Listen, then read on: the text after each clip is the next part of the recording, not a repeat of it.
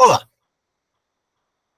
Nos últimos anos, ganhou grande expressão no debate acadêmico as expressões Fordismo e Toyotismo. No que se refere ao Fordismo, muitas vezes o debate não se remete diretamente à forma de organização do trabalho proposta por Ford nas primeiras décadas do século XX, e sim a maneira como a escola da regulação francesa incorporou este conceito de Fordismo, ou mesmo o transformou em um conceito. Para compreendermos estas várias dimensões, ou seja, o que é o Fordismo, enquanto prática desenvolvida de organização do trabalho por Ford, o Taylorismo, enquanto desdobramento das teorias de Taiichi Ohno no Japão, e o Fordismo, tal como ele é incorporado pela Escola da Regulação Francesa, vamos fazer uma sequência de vídeos onde cada um destes elementos será tratado separadamente. Começaremos hoje pelo próprio Fordismo, ou seja, a forma de organização do trabalho que foi proposta por Ford a fim de aumentar a produtividade, barateando o preço dos seus carros, ou seja, reduzindo o valor dos carros de tal modo a permitir que este valor se traduzisse em preços mais acessíveis aos consumidores. Basicamente, no texto que vamos consultar, o autor Thomas Gunnet fala de preço, mas é sempre importante observar que preço e valor não são a mesma coisa. O valor está ligado ao tempo de trabalho socialmente necessário para realizar a produção de uma mercadoria e também para garantir a sobrevivência do trabalhador, ao passo que o preço é a expressão monetária do valor. No entanto, como o autor Thomas Gunnet trabalha com a ideia de preço, é a ela que vamos nos referir aqui. Para nossa exposição, vamos utilizar um livro de Thomas Gunnet, que foi publicado há mais ou menos uma década no Brasil pela Boitempo Editorial, livro este que tem por título Fordismo e Taylorismo na civilização do automóvel. Basicamente, Thomas Gunnet está procurando compreender como que o automóvel foi um elemento fundamental no desenvolvimento do capitalismo do século XX. Não ficaremos atentos a esta discussão, mas tão somente à exposição que o autor faz destas três formas básicas, ou das duas formas básicas de organização do trabalho: o Fordismo, que vem na sequência do Taylorismo, e o Toyotismo, também chamado muitas vezes por onismo, em razão de Taiichi Ohno, que formulou os princípios do que passou a ser chamado Toyotismo. Comecemos, pois, pelo Fordismo. No vídeo de hoje, trataremos basicamente do Fordismo. Gunnet observa que o Fordismo é uma nova organização na produção e no trabalho. Organização esta que tem por finalidade fabricar um determinado tipo de automóvel naquele momento, que é o modelo T, e fabricar este automóvel por um preço relativamente baixo, de modo a ser acessível aos consumidores e, portanto, que pudesse ser comprado em massa.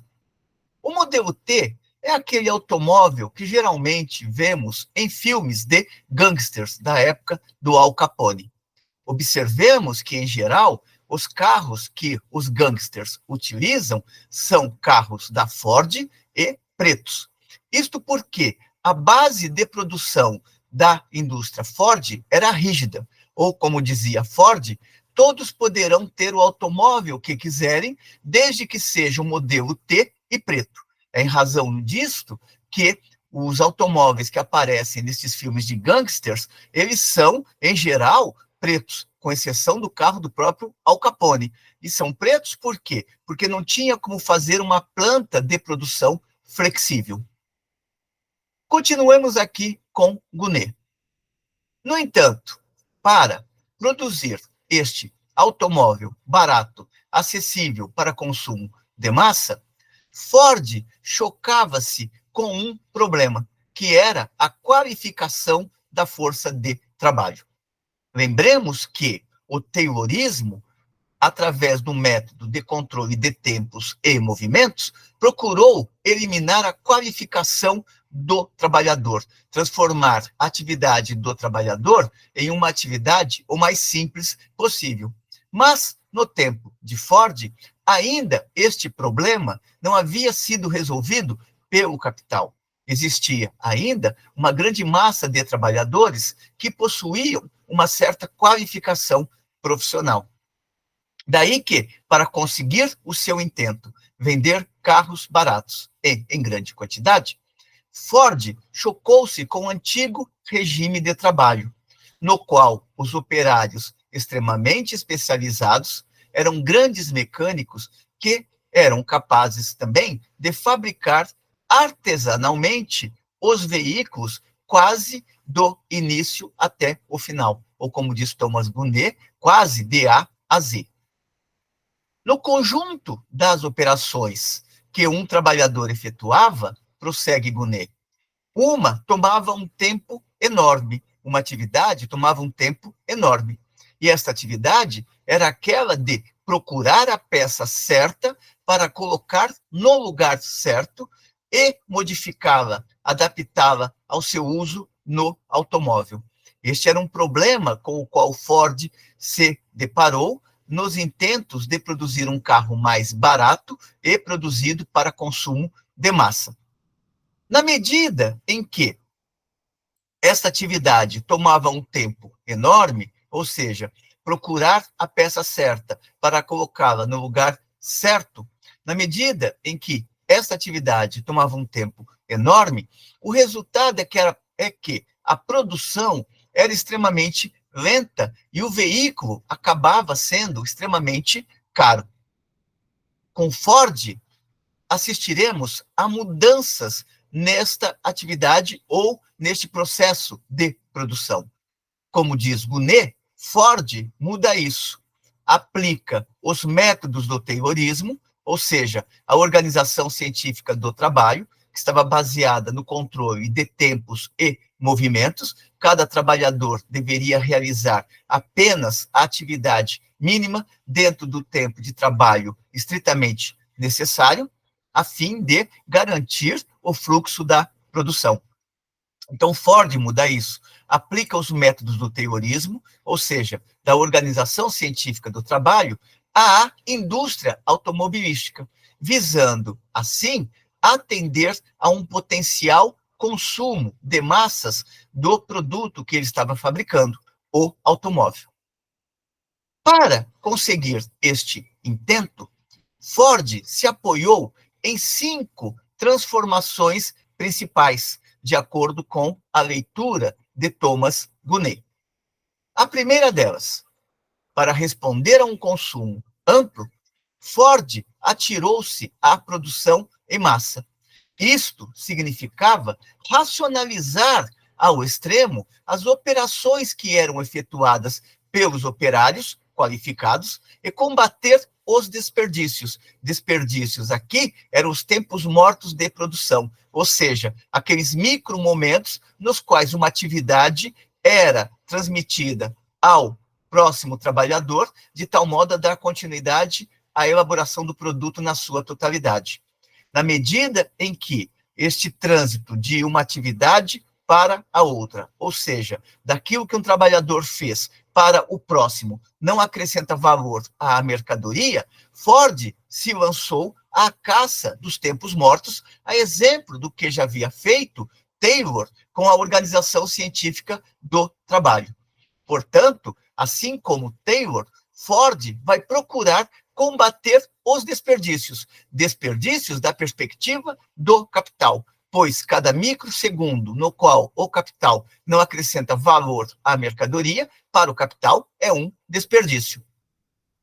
Isso significa que Ford, assim como Taylor, estará muito atento à questão do tempo necessário para realizar uma determinada atividade. Ou, como dizia o próprio Ford, todo trabalhador terá o tempo que for preciso para realizar a atividade, mas nenhum segundo a mais para realizar esta atividade.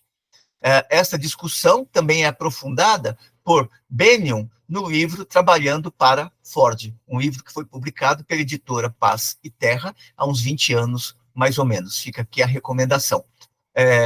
Hugh Bennion. O segundo ponto ao qual Ford dedicou atenção foi a racionalização e o parcelamento das tarefas. Neste sentido, ele continua extremamente ligado ao Taylorismo. O Taylorismo também investiu na racionalização através do parcelamento das tarefas, fazendo com que cada trabalhador fosse o mais hábil possível para realizar aquela tarefa mínima. Ponto 2, portanto, a primeira racionalização a qual Ford procurou responder é a do parcelamento das tarefas, na mais pura tradição taylorista. Neste sentido, em vez de fazer um veículo inteiro, um operário passou a fazer apenas um número limitado de gestos, sempre os mesmos gestos, repetidos ao infinito durante sua jornada de trabalho. Ou, como dizia Marx, já apontando para as tendências que estavam presentes na grande indústria, com a grande indústria, o trabalho se torna monótono, repetitivo, cansativo. É uma observação que Marx faz no item 1 do Manifesto do Partido Comunista, no momento em que ele chega à análise da grande indústria. Portanto, aqueles trabalhadores qualificados vão sendo progressivamente substituídos por trabalhadores desqualificados, ou seja, trabalhadores que não precisavam ter uma artesania para realizar a atividade. Prossegue Bennion observando o parcelamento, em vez de fazer um veículo inteiro, um operário faz apenas um número limitado de gestos, sempre os mesmos, repetidos ao infinito durante sua jornada de trabalho. O parcelamento significa que o trabalhador não precisa mais ser um artesão especialista em mecânica.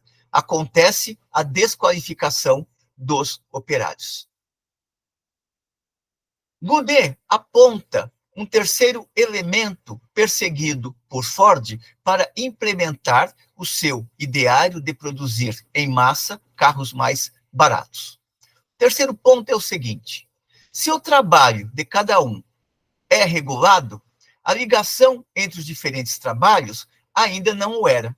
Ou seja, era possível controlar o tempo e movimento para cada atividade, mas não dava para controlar o tempo que levava para deslocar a atividade do trabalhador A para o trabalhador B e assim subsequentemente. É buscando responder a isto que Ford vai criar na linha de produção, ou vai implantar na linha de produção, a esteira rolante. Ou seja, a partir deste momento, o trabalho ele desfila pela esteira. A atividade a ser desenvolvida desfila pela esteira. O trabalhador não precisa mais buscar a peça junto ao trabalhador anterior, porque a peça chega a ele através da esteira rolante. Cria-se, portanto, na linha de produção, a esteira rolante.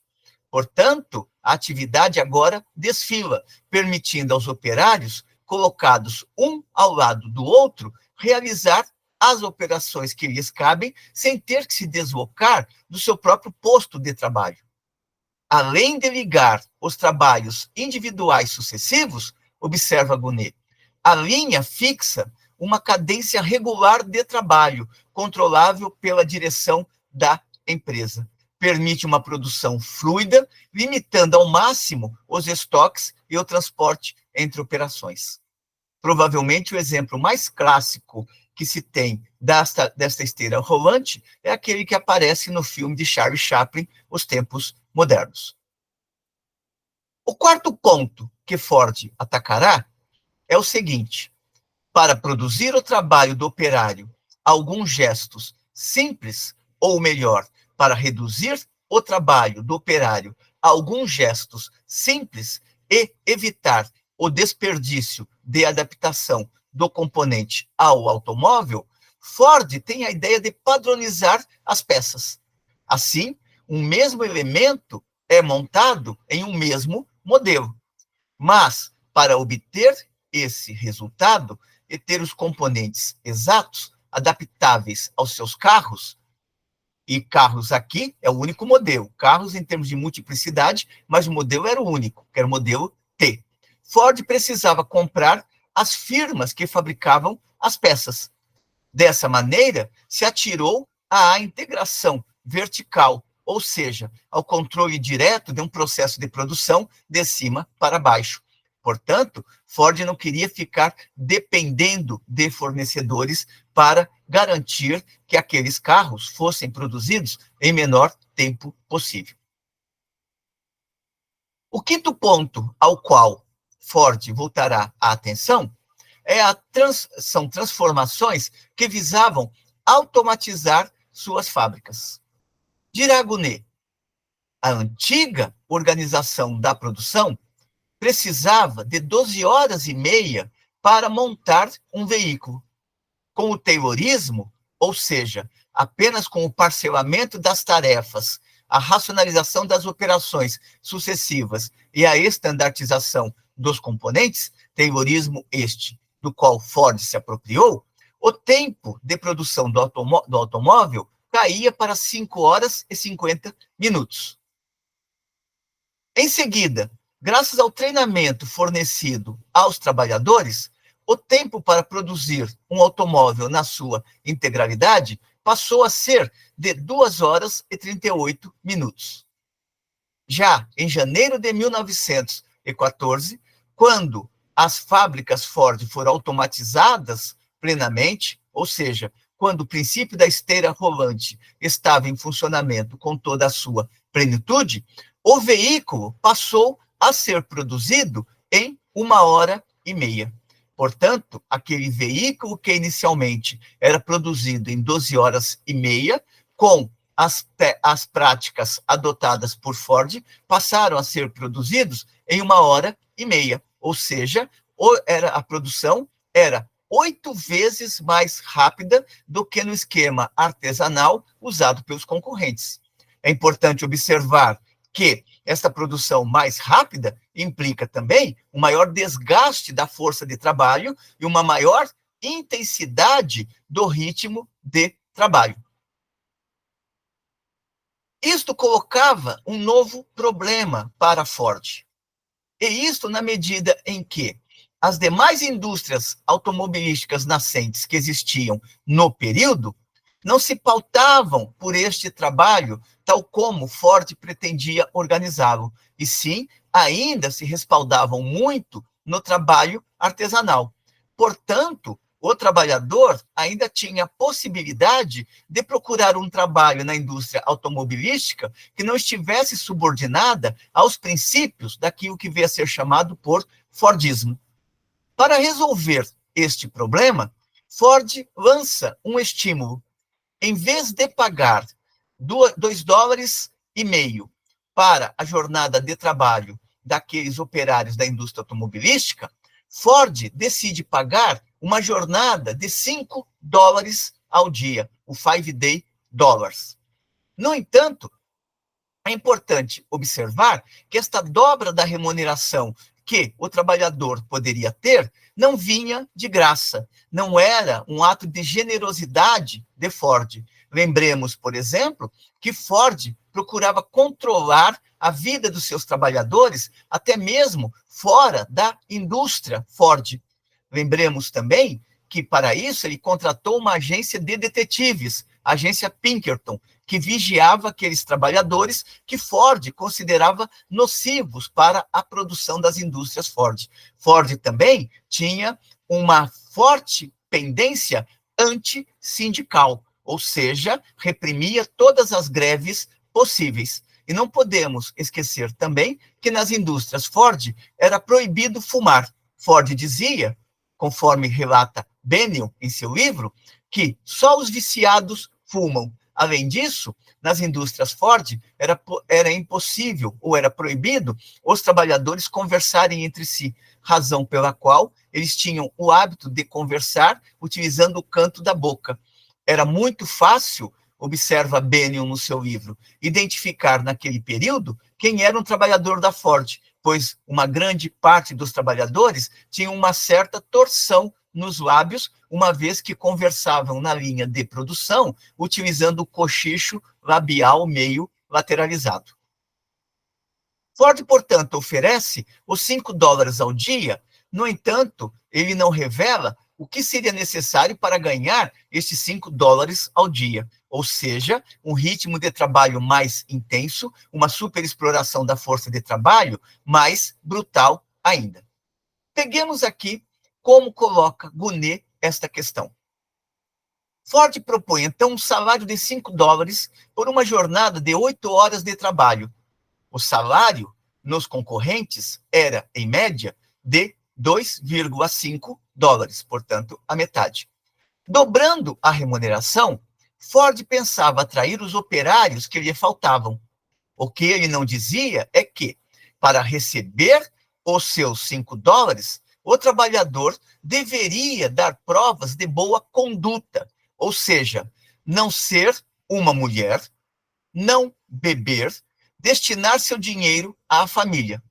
A empresa cria um serviço social para controlar a situação nas casas dos beneficiários do prêmio Ford. E nos primeiros anos, ele recusará os $5 ao dia, a jornada, o pagamento do 5 days dollars, a 28% do pessoal que queria trabalhar nas indústrias Ford. Bennion ressalta ainda em seu livro que para ganhar esses $5 ao dia, em geral, o trabalhador dependia de trabalhar 6 meses nas indústrias Ford. 6 meses porque era o período no qual ele ganharia a habilidade necessária para realizar a atividade pretendida por Ford no sentido de baratear o custo dos automóveis. É importante observar também, conforme relata Bennion em seu livro, Trabalhando para Ford, que, em geral, os trabalhadores eles não aguentavam mais de 3 meses nas indústrias Ford, ou seja, poucos chegavam a atingir aquele ritmo de trabalho que Ford pretendia. Tem um depoimento de um juiz dos anos 1930, 1920, que é resgatado por Bennion, no qual o juiz diz o seguinte: em geral, o ritmo de trabalho nas indústrias Ford é tão brutal que os jovens trabalhadores não aguentam 3 meses ali dentro. E eles saem para uma outra indústria, ainda que esta outra indústria também estivesse começando a incorporar os princípios adotados por Ford. Mas, pelo menos, eles teriam, durante um certo período, a ilusão de que estavam em um lugar diferente. Fica aqui, mais uma vez, a recomendação de leitura deste belo livro de Hugh Bennion, que se chama Trabalhando para Ford. Graças à nova organização da produção, prossegue Gunet, graças à nova organização da produção e ao afluxo de operários atraídos pela jornada diária do 5 Day Dollars, Ford conquistou o mercado norte-americano e, em seguida, o mercado mundial. Apesar do aumento dos custos salariais, ou seja, do 5 Day Dollars, ele conseguiu baixar o preço dos veículos e seu objetivo para alcançar o consumo de massa. Aquilo que perdia na produção de um veículo, recuperava na massa de carros vendidos. Ford também trabalhava com a ideia de que ele produzia um bem que os trabalhadores desejavam ter. Portanto, na lógica dele, o dinheiro voltaria para o seu bolso, uma vez que os seus trabalhadores acabariam comprando um carro da Ford também. A tendência foi fazer com que os demais concorrentes se adaptassem a esta jornada do Five-Day Dollars e também às práticas adotadas nas indústrias Ford. Tratava-se de ou adotar estes mecanismos, estes processos de trabalho, melhor dizendo, para sobreviver, ou então desaparecer do mercado. Observa ainda Gonet que algumas empresas resistiram a adotar o processo de trabalho implementado pelas indústrias Ford. E isso em razão de que elas não produziam para consumo de massa, e sim produziam para um público bastante restrito, ou seja, produziam carros de luxo. E neste sentido, era importante ter trabalhadores qualificados daquele perfil mais artesanal para produzir estes carros. A implementação do modelo Ford, ela se tornou uma exigência de tal tamanho que ela conduziu ao desaparecimento de várias unidades produtivas de automóveis que então começaram a proliferar naquelas primeiras décadas do século XX. Observa Gonet que o número de fabricantes nos Estados Unidos, o número de fabricantes de automóveis naquele período caiu de 108 em 1923 para 12 em 1941. Os sobreviventes introduziram os novos métodos de produção e passaram a pagar $5 aos seus operários. O modelo Ford de produção, ou modelo fordista de produção, ele não ficou restrito aos Estados Unidos. Ele foi se expandindo. Penetrou, por exemplo, no Canadá, em Manchester, em Dagenham e em Colônia, na Alemanha. Dagenham é um caso bastante curioso, uma vez que, nos anos 60, as mulheres travaram uma luta pela equiparação salarial. Nos anos 60 e 70, as mulheres travaram uma luta pela equiparação salarial junto aos salários dos homens, ou seja, elas não queriam ganhar menos que os homens para contribuírem na elaboração de um automóvel. Tem um filme muito interessante a respeito destas lutas das mulheres em Dagenham, das lutas das trabalhadoras da Ford em Dagenham, em um filme que saiu há uns 5, 6 anos atrás, que se chama Revolução em Dagenham. Provavelmente disponível nas plataformas online das redes sociais. Chama Revolução em Dagenham. Dagenham se pronuncia, se soletra D-A-G-E-N-H-A-M, Dagenham. O filme se chama Revolução em Dagenham. Gonet observa que depois da Segunda Guerra Mundial, o Fordismo, ou seja, o processo de trabalho adotado por Ford, tornou-se referência obrigatória na indústria automobilística.